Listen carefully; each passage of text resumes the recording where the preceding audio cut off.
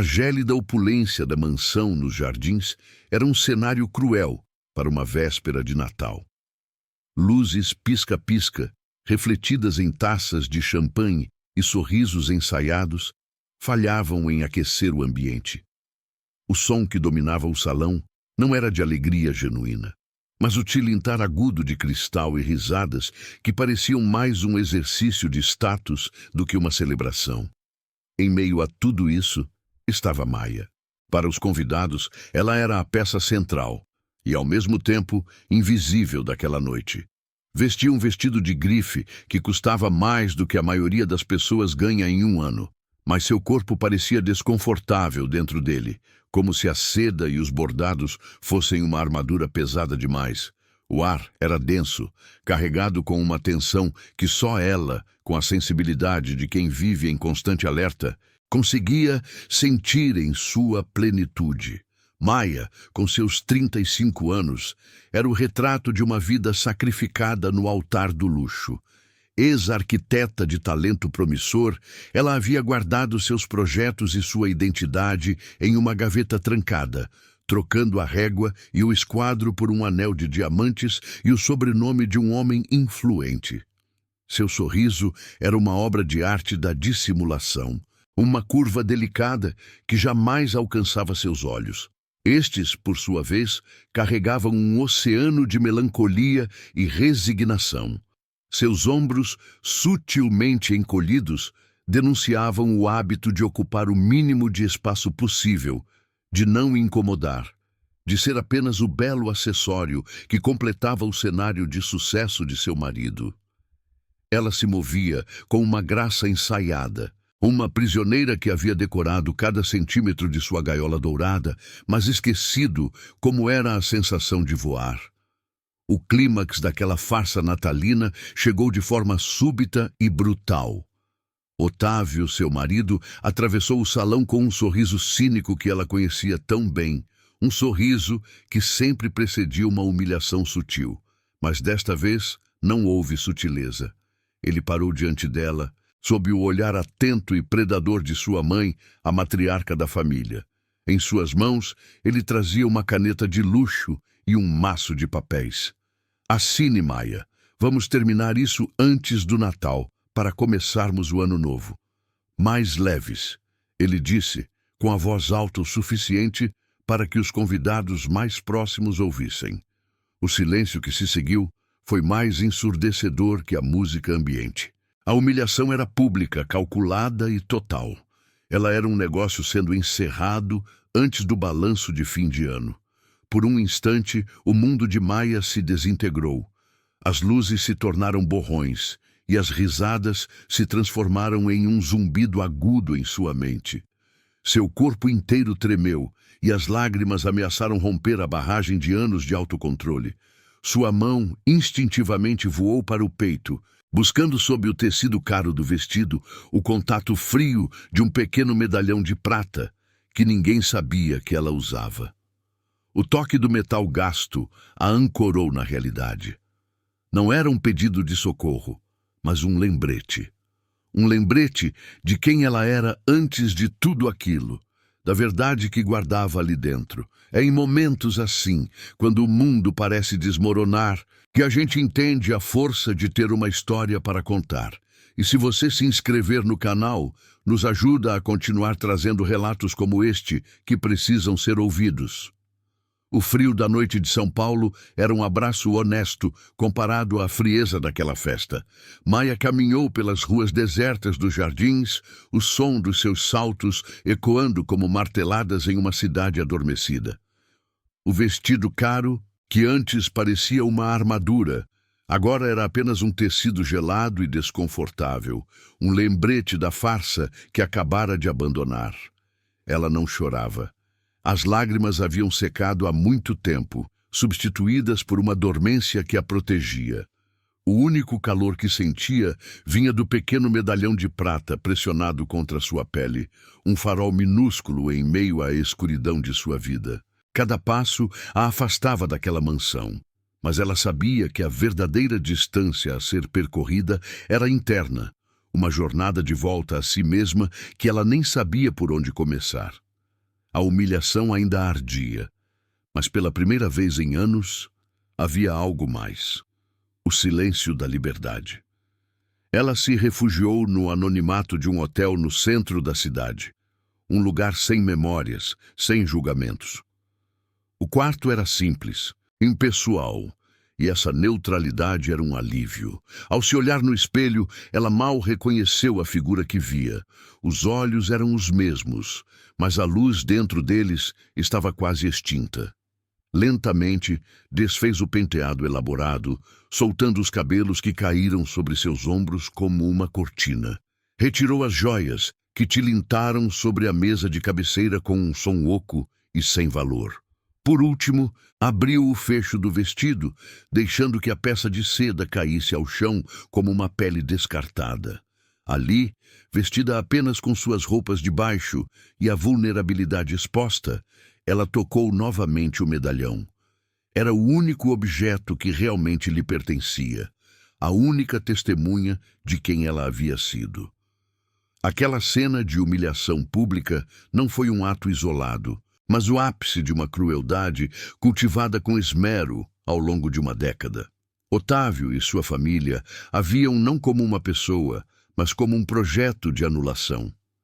Cada crítica velada à sua antiga profissão, cada sorriso condescendente quando ela expressava uma opinião, cada presente caro que servia para comprar seu silêncio, tudo fazia parte de um plano para desmontá-la peça por peça, até que não sobrasse nada da arquiteta sonhadora que ele um dia fingiu admirar. Eles a quebraram em público porque acreditavam que ela já estava destruída por dentro. O que não sabiam era que, no meio dos escombros, uma única semente de dignidade havia sobrevivido. É por histórias como a de Maia, por vozes que precisam ser ouvidas, que a sua inscrição aqui faz toda a diferença para continuarmos. 15 anos antes, Maia era outra mulher. O cheiro de seus dias era de papel vegetal, grafite e café forte. Ela passava horas debruçada sobre pranchetas, seus dedos manchados de tinta, dando forma a estruturas que nasciam primeiro em sua mente. A arquitetura não era apenas uma profissão, era sua linguagem, a maneira como ela organizava o caos do mundo em linhas, ângulos e espaços que respiravam. Seus projetos eram ousados, cheios de luz e propósito, e seus professores viam nela um futuro brilhante. Ela não sonhava com mansões nos jardins, mas com a criação de espaços públicos que pudessem transformar a vida das pessoas, com casas que fossem abrigos para a alma, não apenas para o corpo. Seu maior orgulho era um pequeno prêmio que ganhara por um projeto de revitalização de uma praça abandonada. Foi nesse universo de criatividade e trabalho duro que Otávio a encontrou. Ele surgiu como um patrono das artes, um homem de negócios que dizia admirar sua visão e seu talento. Ele a cortejou com promessas de um mundo onde ela não precisaria se preocupar com orçamentos apertados, onde teria liberdade total para criar. Ele a elogiava, a colocava em um pedestal, fazendo-a acreditar que seu amor era o reconhecimento que seu talento merecia. Maia, que crescera em uma família simples e trabalhadora, ficou deslumbrada. Ele não parecia querer mudá-la, parecia querer dar ao mundo a chance de ver o quão genial ela era. Mal sabia ela que a admiração dele era a de um colecionador por um objeto raro, algo a ser adquirido, exibido e, por fim, guardado em uma prateleira dourada. A transição foi sutil, uma erosão lenta e constante de sua identidade. Primeiro veio o pedido para que ela deixasse o escritório onde trabalhava para se dedicar a um projeto pessoal na reforma de uma das propriedades da família. Depois, os jantares de negócios se tornaram mais importantes que seus prazos. Seus amigos, arquitetos e artistas foram gradualmente substituídos pelo círculo social dele, pessoas que mediam o valor umas das outras pelo sobrenome e pelo saldo bancário. Quando ela tentava falar sobre seus projetos, Otávio sorria com paciência e mudava de assunto. dizendo que ela não precisava mais se preocupar com essas coisas. Ele não a proibiu de trabalhar, ele simplesmente tornou seu trabalho irrelevante, insignificante, até que ela mesma começou a acreditar nisso e guardou suas pranchetas no porão. O medalhão de prata era sua única conexão com aquele mundo perdido. Fora um presente de seu pai, um mestre de obras honesto e gentil, no dia em que ela se formou na faculdade de arquitetura. Ele o entregou com as mãos calejadas de trabalho, dizendo que era para ela nunca se esquecer de que a fundação mais importante de qualquer construção era a integridade. Dentro, uma microfoto desbotada dele e de sua mãe, ambos sorrindo, e um minúsculo pedaço de papel dobrado com cuidado. Era um recorte de jornal antigo, quase ilegível, que falava sobre a falência misteriosa de uma pequena construtora, a mesma onde seu pai havia trabalhado a vida inteira. Ele nunca explicou o porquê daquele recorte. Apenas disse que era um lembrete de que as aparências enganam. Anos depois, o peso daquelas palavras ecoava no silêncio do quarto de hotel. A morte súbita de seu pai, pouco tempo após a falência da empresa, sempre fora uma ferida aberta em sua vida. Ele se foi dizendo que havia sido traído, que seu nome havia sido manchado por pessoas poderosas. Na época, Maya era jovem demais para entender a dimensão daquela dor. Agora, as peças de um quebra-cabeça cruel começavam a se encaixar. O sobrenome da família de Otávio, a área de atuação de seus negócios, tudo se alinhava de uma forma terrível com as poucas informações que ela tinha sobre a ruína de seu pai. O casamento dela não fora um conto de fadas. Fora uma apólice de seguro, uma maneira de manter a herdeira do homem que eles destruíram por perto, em silêncio e sob controle. Uma onda de fúria fria e límpida percorreu seu corpo, substituindo o torpor. Não era mais apenas sobre a humilhação, sobre os anos perdidos ou sobre a carreira abandonada. Era sobre seu pai, era sobre a memória de um homem bom, cuja vida e legado haviam sido roubados. A dor da injustiça, que ela carregara por tanto tempo como uma melancolia passiva, agora se transformava em combustível. Ela se levantou e caminhou até a janela, observando as luzes da cidade. Não era mais uma vítima. Era a guardiã de uma verdade. E essa verdade era a única arma que ela possuía. O medo ainda estava lá, um nó em seu estômago, mas a determinação era maior. Ela não iria fugir. Ela iria lutar, não por vingança, mas por justiça. Aquele momento, diante da janela de um hotel anônimo, foi o verdadeiro início de sua jornada. A decisão de não se curvar, de não aceitar a narrativa que escreveram para ela, foi seu primeiro ato de rebeldia em uma década. É preciso uma coragem imensa para olhar para o abismo da própria vida e decidir construir uma ponte em vez de saltar. Se você acredita na força de um recomeço e quer nos ajudar a continuar iluminando jornadas de coragem como esta, considere se inscrever em nosso canal. Seu apoio é fundamental para que mais histórias de superação possam ser contadas e ouvidas por quem mais precisa. A primeira retaliação não demorou a chegar. Na manhã seguinte, ao tentar pagar pelo café, descobriu que todos os seus cartões de crédito haviam sido bloqueados. Uma ligação fria de um dos advogados de Otávio a informou que, por ordem judicial, seus bens estavam congelados até a conclusão do processo de divórcio. Pouco depois, seu celular começou a tocar incessantemente. Eram mensagens de antigas conhecidas, perguntando se os boatos eram verdadeiros.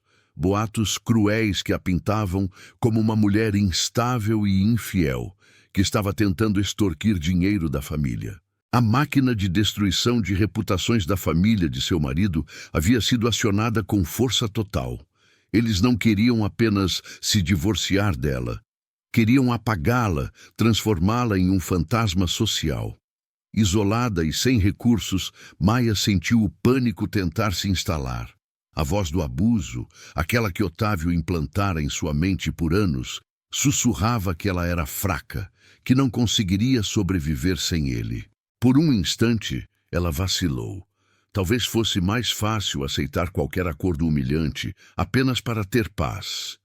Mas então, ela pegou o medalhão, abriu o pequeno fecho com os dedos trêmulos e olhou para a foto de seus pais. O sorriso deles, a simplicidade de seu amor, a dignidade em seus olhares. E então desdobrou o minúsculo pedaço de papel. O nome da construtora de seu pai estava ali, ao lado de uma notícia sobre uma aquisição hostil, liderada por uma empresa recém-criada. O nome do fundador dessa nova empresa era o do pai de Otávio. A prova não era apenas um recorte de jornal. Era a certidão de óbito de sua antiga vida e a certidão de nascimento de sua nova luta. A sala de reuniões era um mausoléu de mogno e couro, projetada para intimidar e esmagar qualquer um que não pertencesse àquele universo de poder. O ar-condicionado zumbia baixo, um som frio que combinava com a expressão de Otávio e de seu principal advogado, um homem mais velho com olhos de predador. Sobre a mesa polida, um envelope pardo continha a oferta final, uma quantia irrisória, o suficiente para mantê-la em um silêncio confortável, mas humilhante, em troca de um acordo de confidencialidade que a amordaçaria para sempre. Eles esperavam lágrimas, súplicas ou uma explosão de raiva. Em vez disso, encontraram o silêncio de Maia. Ela ouviu cada palavra, cada ameaça velada, seu rosto uma máscara de serenidade que eles confundiram com derrota. Para eles, era apenas o último ato de um negócio, a formalização de seu descarte. Maia não tocou na caneta que lhe ofereceram. Seus olhos, antes um poço de resignação, agora eram 2 fragmentos de gelo, fixos nos homens à sua frente. Com um gesto lento e deliberado, ela empurrou o envelope de volta para o centro da mesa. O leve arrastar do papel sobre a madeira foi o único som na sala, um ruído que cortou a tensão como uma lâmina. "Não!" ela disse. A palavra foi dita em um tom baixo, quase conversacional, mas carregava o peso de uma década de dor contida. Otávio franziu a testa, a surpresa transformando-se rapidamente em irritação. Seu advogado abriu a boca para argumentar, para lembrá-la de sua posição vulnerável, mas a postura de Maia o fez hesitar. Ela não parecia uma vítima encurralada, parecia uma juíza prestes a proferir uma sentença. Com uma calma que desarmou a todos, Maia levou a mão ao pescoço e retirou o pequeno medalhão de prata. O gesto era íntimo, quase sagrado naquele ambiente estéril.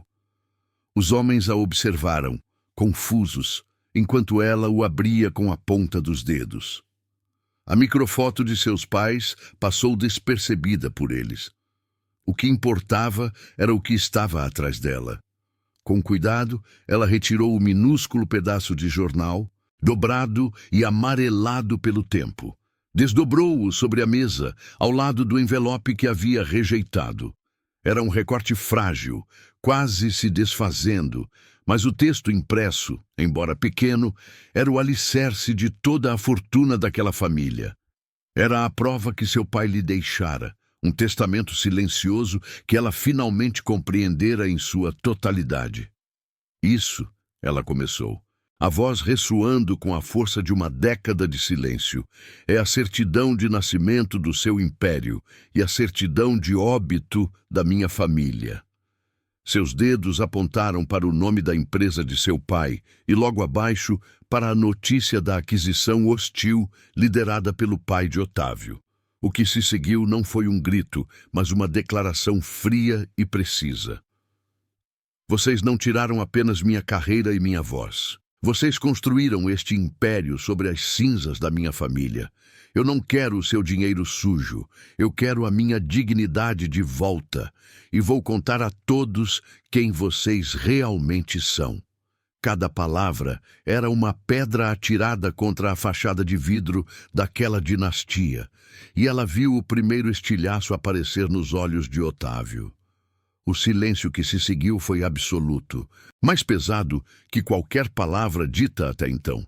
A arrogância no rosto de Otávio se desfez, substituída por uma palidez de puro choque e, pela primeira vez, medo. O advogado, antes tão eloquente e ameaçador, estava mudo, olhando do recorte de jornal para o rosto de Maia, finalmente entendendo a magnitude de seu erro de cálculo. Eles haviam tentado apagar uma mulher, mas acabaram por despertar a guardiã de uma verdade que poderia derrubá-los. Maia não esperou por uma resposta. Ela se levantou, a postura ereta, a dignidade intacta. Sem outro olhar para trás, caminhou até a porta e saiu, deixando para trás não apenas o acordo humilhante, mas os destroços de um império construído sobre mentiras. O som da porta se fechando foi sua verdadeira assinatura. A guerra que se seguiu não foi travada nos jornais ou nos tribunais com estardalhaço, mas no silêncio dos escritórios de advocacia, onde o medo era a principal moeda de troca. A família de Otávio, percebendo que a verdade contida naquele pequeno recorte de jornal era uma bomba-relógio capaz de implodir seu legado, cedeu. Eles não queriam um escândalo, queriam que ela desaparecesse. Maia não exigiu uma fortuna vingativa. Ela negociou, com a precisão de uma arquiteta calculando uma estrutura, os recursos necessários para um recomeço limpo e a devolução do nome de solteira de sua mãe, cortando o último laço com a família que a destruiu. Sua vitória não foi uma explosão, mas a demolição controlada e silenciosa de sua antiga prisão. Ela saiu daquele acordo não como uma mulher rica, mas como uma mulher livre, o que para ela era a única riqueza que importava. 2 anos depois, o cheiro dos dias de Maia era novamente o de café forte e esperança. Ela havia trocado a opulência fria dos jardins por um pequeno e iluminado escritório no centro da cidade, um espaço que ela mesma projetou para ser acolhedor e seguro. Nascia ali a consultoria Fundamento, um nome que honrava o conselho de seu pai. Seu trabalho não era mais erguer paredes de concreto, mas ajudar a reconstruir as fundações de mulheres que, como ela, haviam sido silenciadas e anuladas por relacionamentos abusivos. Ela usava sua experiência não para lamentar o passado, mas como um mapa para guiar outras através da escuridão. As conversas ali não eram sobre status ou aparências, mas sobre resiliência, autonomia e a redescoberta da própria voz, uma arquitetura da alma que nenhum dinheiro poderia comprar. Sua história, contada em sussurros e sem nomes nos círculos que ela ajudava, tornou-se uma espécie de lenda urbana, um farol para aquelas que se sentiam perdidas. Ela nunca buscou reconhecimento público, pois entendia que a verdadeira validação não vinha de fora, mas de dentro. A paz que encontrou não estava em um saldo bancário vultoso ou em um sobrenome de prestígio, mas na simplicidade de um propósito. Vivia de forma modesta, mas sua vida era infinitamente mais plena. Descobriu que a maior liberdade era não precisar provar nada a ninguém, que a verdadeira elegância estava na autenticidade e que o som mais bonito do mundo não era o tilintar de taças de cristal, mas a risada genuína de uma mulher que acabara de redescobrir sua própria força. O culminar de sua nova vida se materializou em um prédio baixo, de tijolos aparentes e janelas imensas que ela projetou e ajudou a construir. Um abrigo para mulheres. No dia da inauguração, em meio a sorrisos e abraços sinceros, seu olhar cruzou com o de uma jovem elegante, usando joias caras, mas com a mesma expressão vazia que ela conhecia tão bem. Maia se aproximou com um sorriso gentil. "Eu sei que parece o fim do mundo", ela disse, a voz suave. "Mas acredite em mim, pode ser o começo de tudo." Ver aquela centelha de esperança nos olhos da moça foi sua verdadeira vitória. É por isso que compartilhar essas jornadas é tão importante. A sua inscrição nos permite continuar acendendo luzes como a de Maia, para que outras pessoas encontrem o seu próprio começo.